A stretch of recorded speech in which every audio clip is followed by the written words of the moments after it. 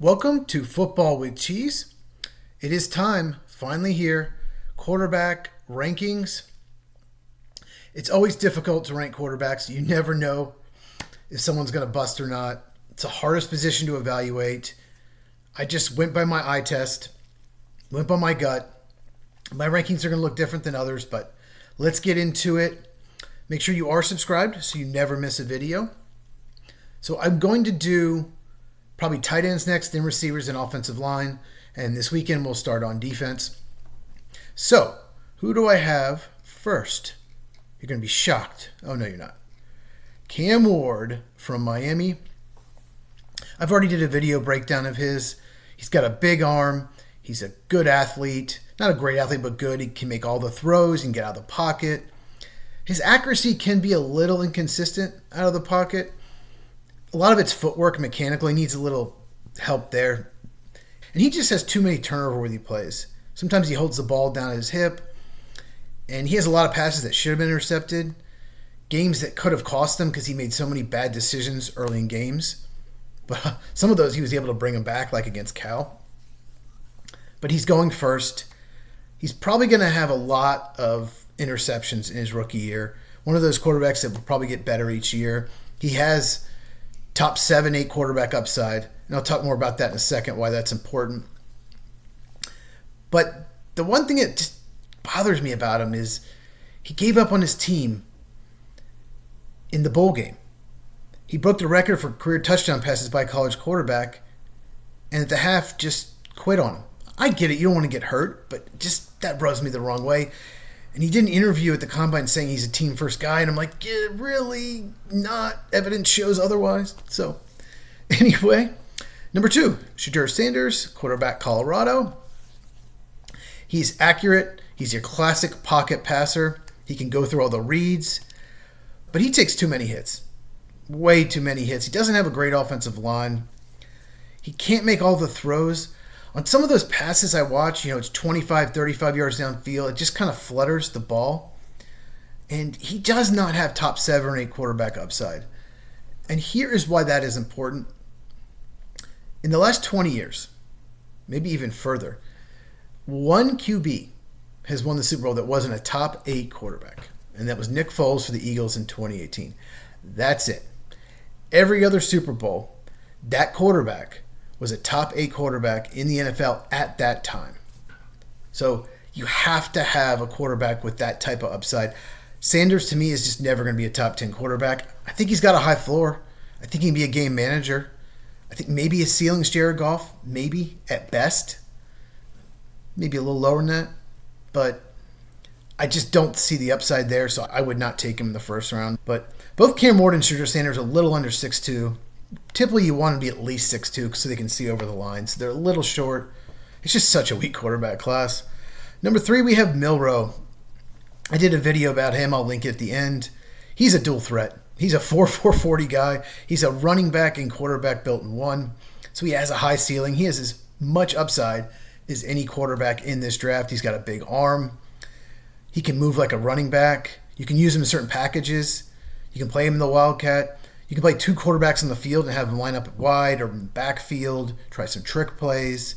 You can use him in the goal line. But he's got to throw the ball in time better, and he's got to get more accurate. His footwork is really erratic. If you're taking him for year 3 and 4 because he needs a lot of work, but the ceiling is high. If you're there in the 3rd round and you need a quarterback, especially if you have 2 third-round picks, absolutely, I would take him. Next up, we have Tyler Shough. I believe that's how you pronounce it. Could be wrong. From Louisville. He's 25 years old. He'll be 26, I believe, during this season, so old for a quarterback. He's got a big arm, and he's really athletic for that size. He's had a lot of injuries, though. He had a broken leg in 2023. Played for a bunch of schools. He keeps transferring. For the most part, he actually throws well on the run for someone big. He's just a little heavy-footed, so it takes him a while to leave the pocket despite being a really good athlete. And lastly, he just needs to throw with a little more touch. Most of the throws just have so much zip on it. Sometimes you need to put a little touch on it. Number 5 is Jackson Dart. I did a video about him. I'll link that as the other video in one of the boxes. He has a good arm. He's a good athlete. Some of his throws look amazing. Some of his highlight reels, you're like, wow, he's really good. But he has some really bad ones too. His decision making is hot or cold depending on the game. Really cost them the Florida game with some of the decisions he made. There was one where he threw into like triple or quadruple coverage. Of course, it was intercepted. And he's just not accurate enough downfield. He's great inside of 20 yards, and then once he gets deep, his accuracy just disappears. Almost never does a quarterback get more accurate once they get to the NFL. Josh Allen is the perfect example of that, but the rest of them end up as backups. And that's what I see Jackson Dart. I see him as a 4th-round grade backup. So that's why he's 5th. He may go 2nd round. I'm not buying the hype he's going 1st round, but if you draft him in the 2nd round, try to make him a starter, I wouldn't do that. So some others. So Quinn Ewers. What are we going to do with Quinn Ewers? He was the number 1 recruit in the country at Texas.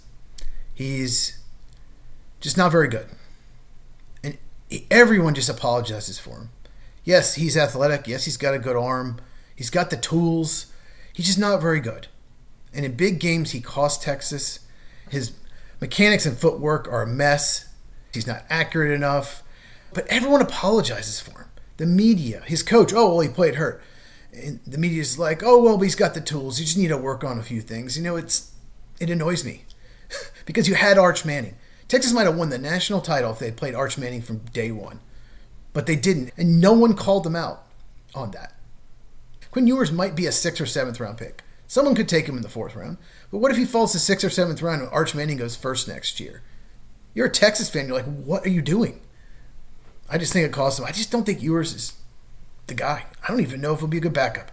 He does have tools to be a starter, but I don't see it. Kyle McCord, big arm, good pocket passer, very good when the pocket's clean. Not a great athlete. Doesn't leave the pocket on time. Doesn't really have the pocket awareness. And his accuracy is erratic. There are times where he looks amazing. Like, what a throw. And the next time he misses a guy that he should have hit. I don't know if I draft him as a backup.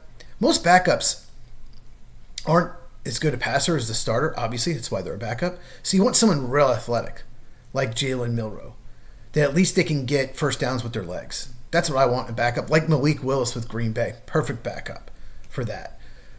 And McCord's not going to do that. So if you take him, like McCord, maybe in the 3rd or 4th round, I don't think he'll go that high. But if you do, then you see him maybe as a potential starter because of that big arm.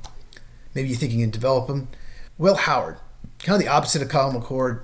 He won a national title. He's experienced. He's athletic. There are a lot of plays where design runs just for him.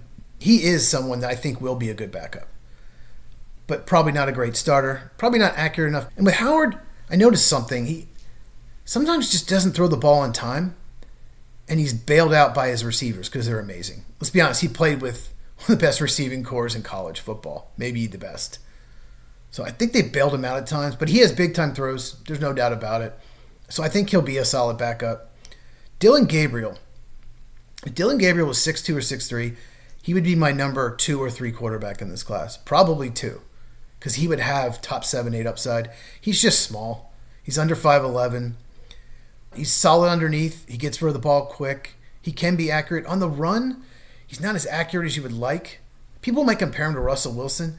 Russell Wilson was very accurate on the run. And they're both short. That's why Russell Wilson was so good in his prime, was because how accurate he was on the run. Dillon Gabriel's just not accurate like Russell Wilson. But he has an arm, so I think he can be a good backup, but you've got to get him out of the pocket. When you're under 5'11", you can't see over the lineman. You cannot just stand in the pocket. It's just not going to work. He's going to miss some throws because he can't see his receivers that are open. And finally, we have a fun sleeper. Taylor Allegersma, I hope I said that right, me and names, from Laurier in Canada. He won the Canadian version of the Heisman, but he's a sleeper because he's got the size, the arm, he's mobile enough, he has tools that you can work with. And a lot of teams are going to bring him in for a visit, hoping to sign him undrafted.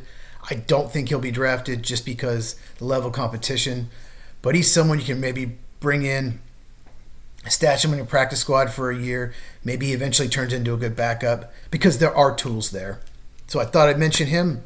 Okay, this Tuesday, I'm going to be on the Sports Truth podcast with the 643 and Out guys. I will link it in the description. It's going to be all about the NFL draft, including a mock draft where I will pick for 8 teams. There are 4 of us each picking 8 teams. I think we're going to start at 7 Eastern, 4 Pacific, which is an hour earlier than usual. So check that out. I'm looking forward to it. Make sure you are subscribed. Hit the bell for notification. Like this video. Comment down below. Which of these quarterbacks do you like? Which of these quarterbacks do you not like?